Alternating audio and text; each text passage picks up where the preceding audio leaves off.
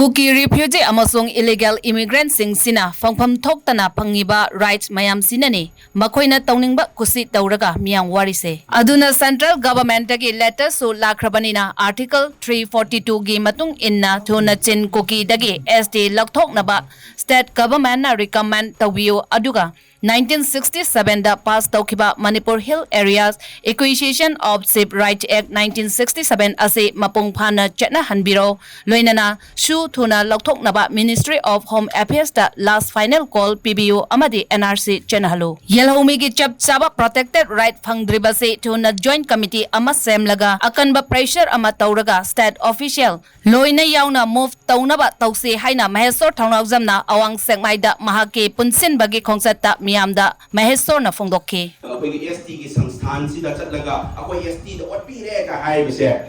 makoi masa se ST chaibam su thok de ba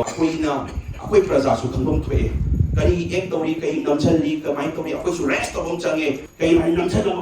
makoi su ya bagi makoi na pangtong tawon gi ba aduna huji koi wari ne ba se na har baga modi wangang da nei na ba da moi ro modi wangang de na tne ba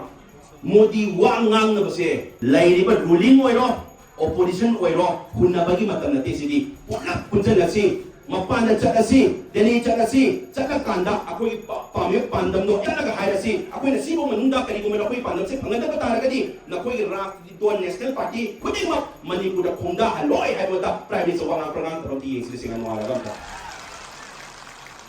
ai sa mihut ki hang mapan da pham nei ba sing sida mu mai taw re mihut yang chakre kanda maksai khudong chaba phang ba timing da khoi ki bai tai wari li ho ga da ba akoi manipur ki wa hai li ho ga da ba timing du da lize ki hai ru ba da hai re e mathak thopar mathak thongba rasti tuon gi mo khoi mathak thongba sing du na kai hai ke ta nang hai bi ya roi